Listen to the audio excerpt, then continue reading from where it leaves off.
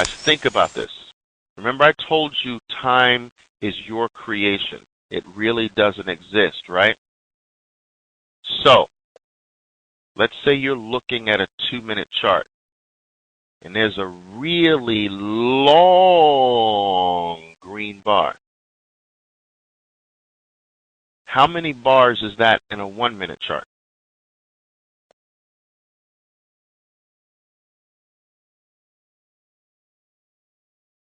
So in a sense, you've got your follow-through already, right? Does that make sense? It just happened in the same bar. So if you get too much, you just got your follow-through. So this is one of the things, like, I know it sounds philosophical, I know it sounds ethereal in certain ways, but I try to teach traders, look behind your time frame. Look behind your soap lines. Understand the movement behind the time frame, and you won't get tripped up by time frames anymore. All right.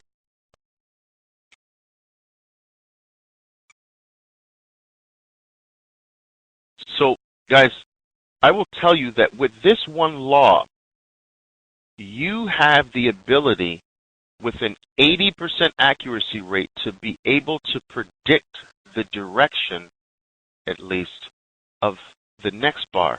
You can, with a high degree of accuracy, predict one bar into the future. Will you be right every time? No. Will you be right more often than not? Yes. Okay, now this is very powerful. We're starting to build something very powerful now. Now, guys, I will tell you that the next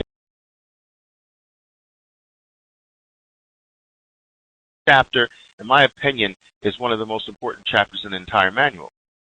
It's one of the most important chapters in the entire manual because it covers every possible bar type the market can give you.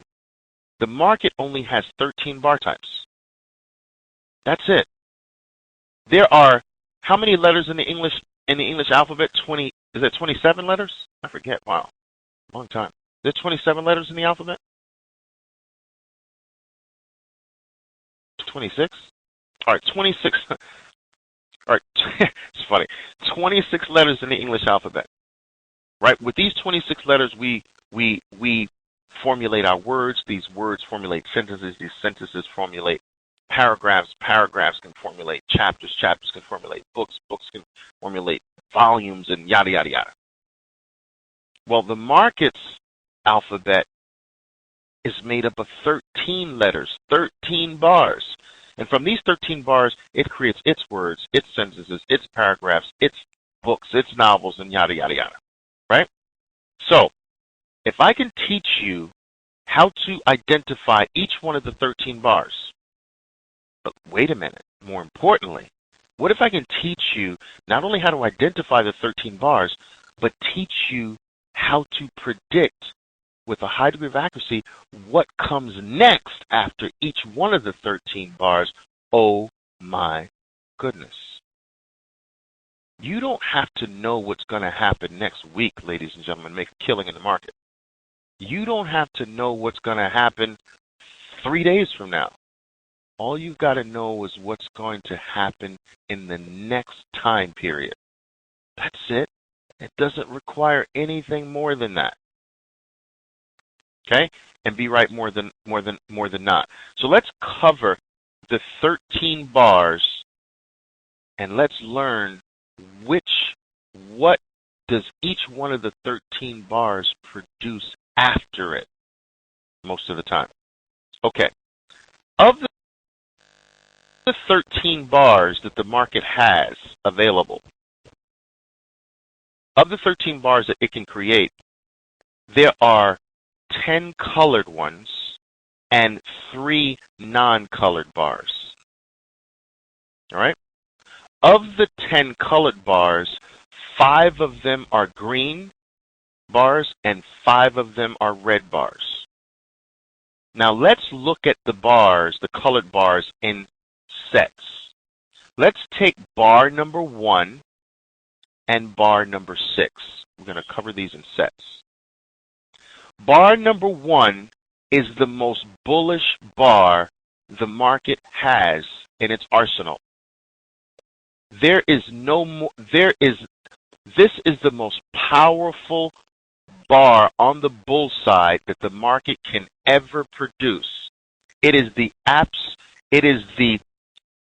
solid, fat, relatively long green bar. It can have a tiny tail at the top, and it can have a little tiny tail at the bottom. It doesn't have to be absolute solid green, but I mean almost all of the bar's range is green. Almost all of it or all of it, all of it or almost all of the bar is green. Now that's bar number 1. Solid, powerful. There can be no bar more powerful than this one. There is an 80+% chance that after bar 1, the next bar follows through and is a green bar as well. Okay? Bar number 6 is the bearish version of bar number 1. Bar number 6 is the most bearish bar you can possibly experience in the market. The market doesn't have a more bearish bar than bar number 6. Bar number 6 is a fat, relatively long, solid red bar. Can it have a small tail or wick on either side? Yes. But it's either all entirely red or almost all of it is red. Okay? There's an 80+% chance that after bar 6, we're going lower, buddy. After bar 1, we're blasting off higher. After bar 6, your stock is lower. And you're going to be right 80% of the time.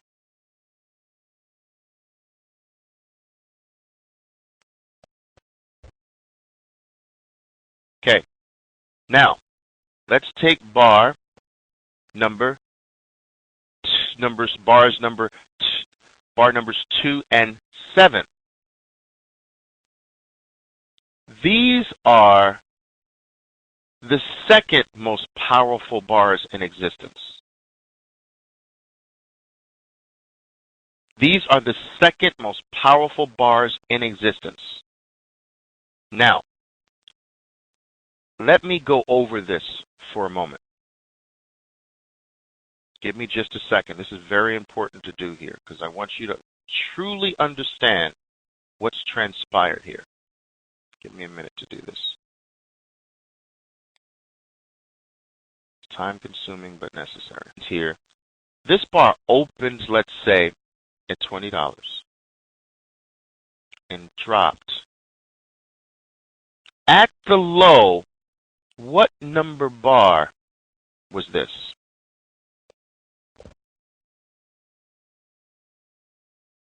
That's right. It was bar number 6.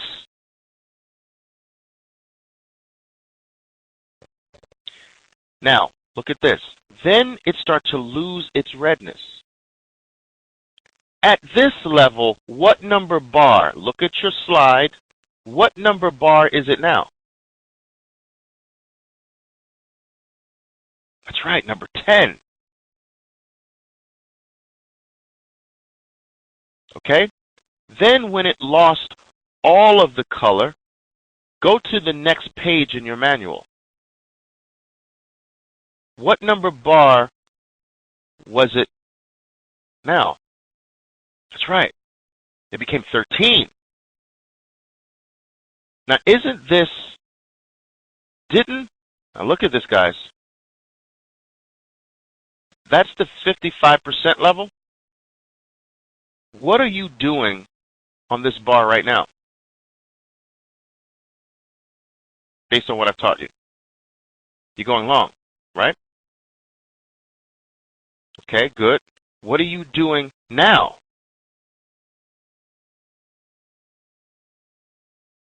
Doubling up, right? And after you double up, it goes even higher to start producing the opposite color. This movement up, ladies and gentlemen, was so powerful, it not only wiped out 55% of a solid red bar, it wiped out 100% of a solid red bar. And after wiping out 100% of a solid red bar, it wasn't even finished. It continued to go beyond the opening price to start producing the opposite color. Oh my goodness, what a comeback story by the Bulls. They were down 13 runs in the bottom of the ninth, 2 outs, and turned the whole game around. They not only recouped all 13 points to tie the game, they went beyond the opening price to win the game. Does this make sense? Wow. This movement up is so powerful that there is a huge chance that this powerful momentum to the upside spills over into your next time frame. Beautiful. Now, of course, the same thing happened here, right? Let's wipe out this bottom portion first. Let me do it. It's important. We're going slow here, but I'm trying to build the knowledge. This is your foundational part here. We get this right, we can start zooming in some of the other sections. At first, this bar was a solid green bar. This bar was number 1 at the high.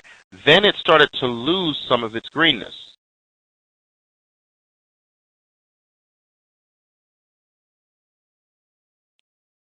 At this point, it's bar number 5. You're going short with a stop above the high. Why? A solid green bar lost 55% or more of its greenness. Then it continues lower and loses all of its greenness. You're doubling up. Not only does it wipe out 55% and the 100% mark, it keeps going to produce the opposite color. Next bar is red, buddy. We're going lower. Trust me, we're going lower.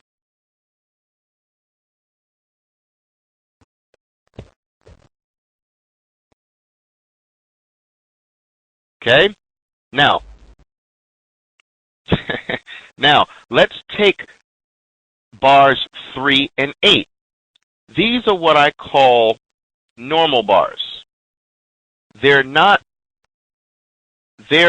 normal green and normal bullish and normal bearish bars.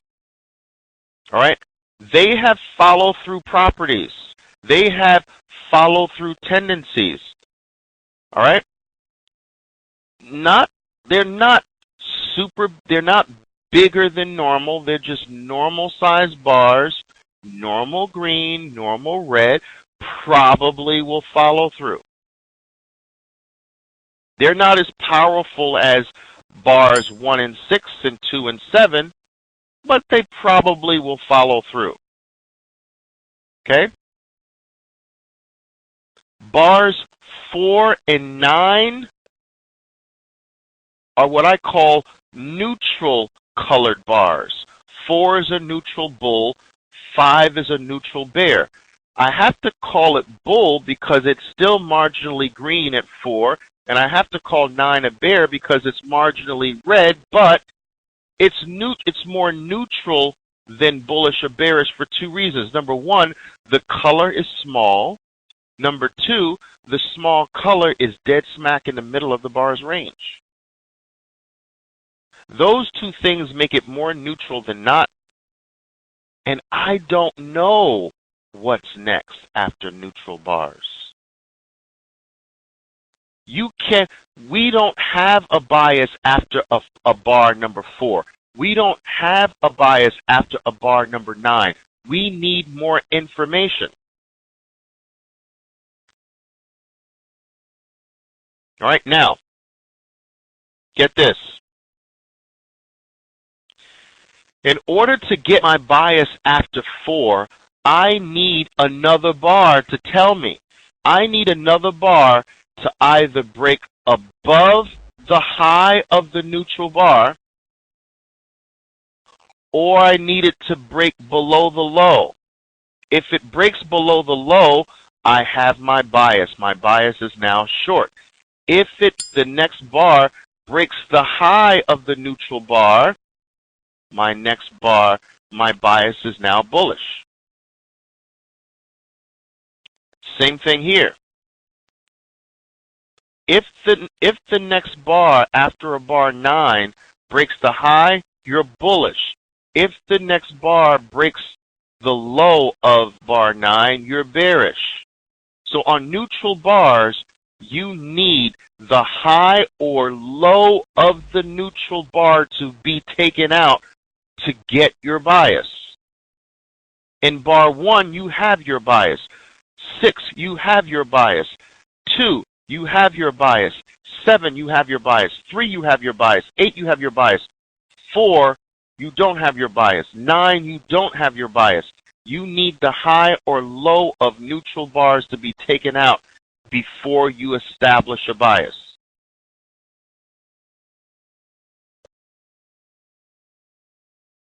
Okay? Oliver, I see that on the 1-minute chart when the stock is volatile, we see his green color growing and then becoming at the end. And number 7 candle.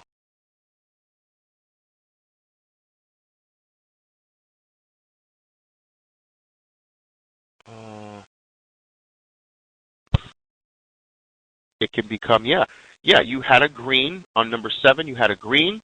At the top of the bar, it was bar 1, and then all of the, remember guys, there's 80, this is all based on the 80-20 rule, right? 80% of the time, you're going to get follow through on your follow through bars.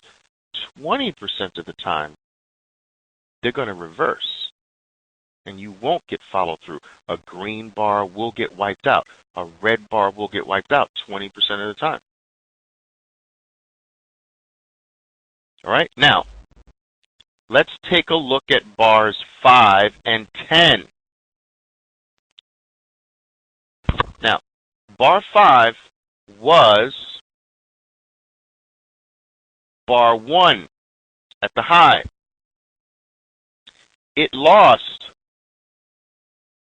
55% or more of its greenness. There's an 80% chance now that the next bar is what color?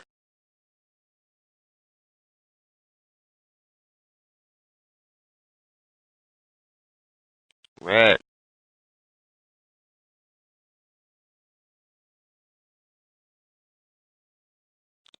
All right. Bar 10 at the low was bar number 6.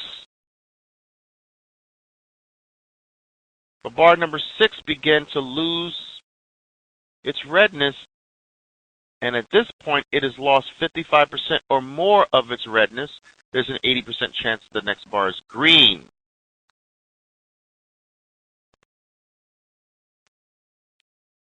Okay. The only bars that we don't really know what is likely to be next are 4 and 9. Now remember this rule.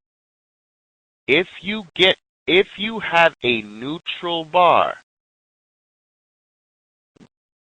you cannot establish a bias until the high or low of the neutral bar is taken out. Okay. Let's talk about the non-colored bars.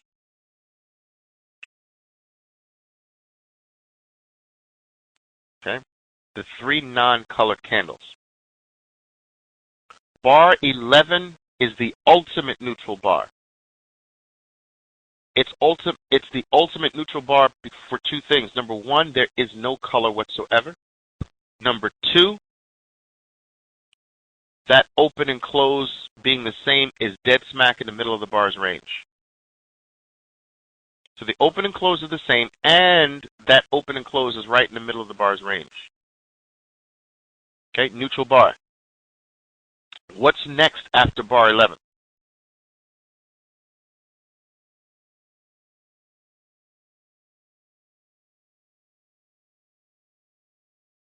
That's right. DK, you don't know. You need the next bar to tell you. You need the high or low of this neutral bar to be taken out before you establish a bias.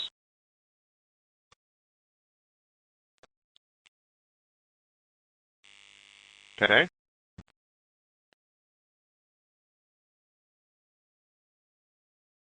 That's right. Now, at the high, look at bar 12. At the high, what number bar was bar 12?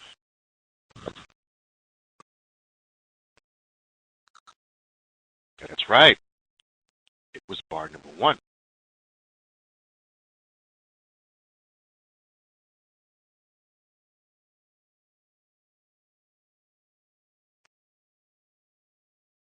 Bar number 1 here became bar number what here?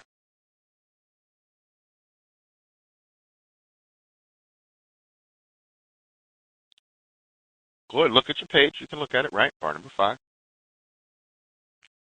Not bar number 7. No, bar number 5. Let me get bar number 7 from. Look at your page, your manual. Why are you guys telling me bar number 7? I don't get it. Say bar number 5. Okay, look at your page. Now, bar number 7. I mean, you got me saying bar number 7. Look at that. Bar number 5 becomes bar number 12. What are you doing when a bar has become bar number 12?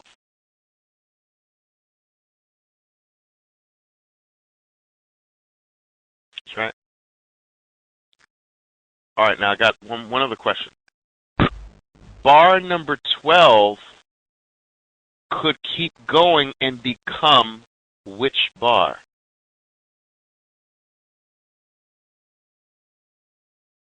Ah, now we have bar number 7. Bar number 6. Now bar could become a version of bar number 7.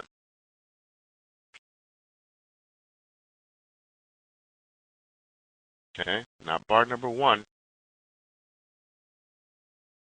Okay, would be a version of bar number 7. Excellent. Okay, now bar 13, let's follow this. Bar 13 at the low was bar what?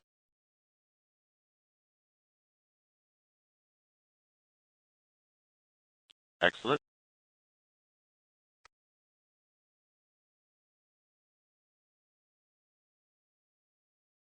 All right. Then it became bar number what? Talk to me. Okay, that's right. Became bar number 10. What are you doing at bar number 10? Not bar 2. Not bar 2. No, that's wrong. Okay, all right, you're going long. Then bar 10 became bar 13. What are you doing now?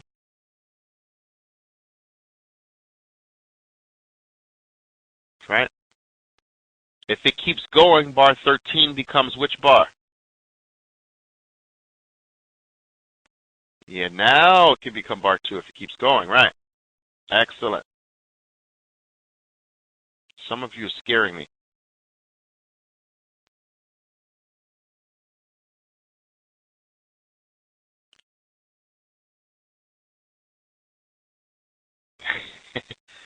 All right. Which is more powerful, bar 13 or bar 1? I have to say bar 1. But this is powerful too, let me tell you. It's so hard to like kind of really rate some of these things because they're powerful. Okay, bar number 1 is just one movement in one direction. This bar 13 was really two directions, right? First down, then up. Bar 1 was just pure unadulterated up. You follow what I'm saying?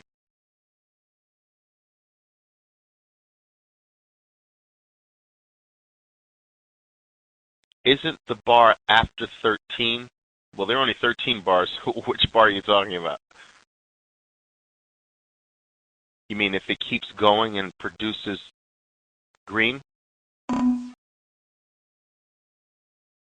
The next bar after 13, there is no bar. Look for 55% trigger events at or near these averages. Okay. Now, what type of bar would you consider this last red one to be? What number?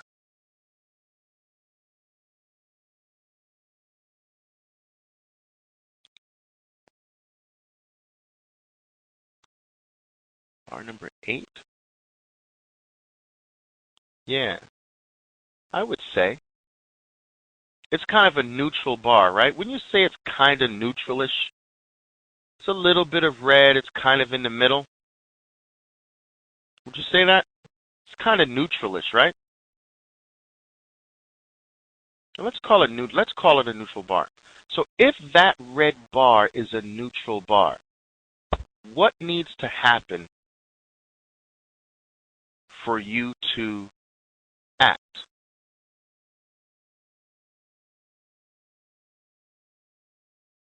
The high needs to be taken out. Excellent.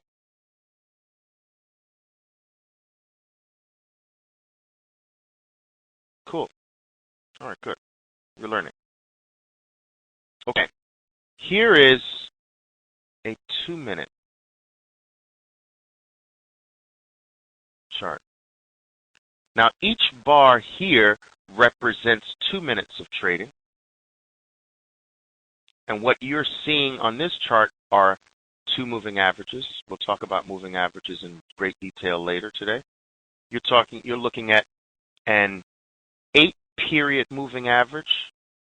This is indicating the average price over the past 8 bars on the 2-minute chart.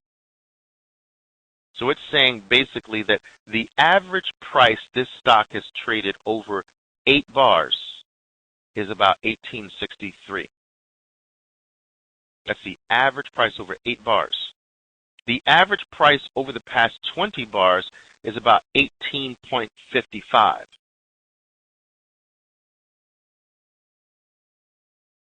Okay? Now, again, many of your opportunities to act, we'll talk about this later, many of your opportunities to act will happen at or near these moving averages, at or near the 8, at or near the 20, at or near the 200. We'll talk about that later. Just showing you examples of the different time frames here.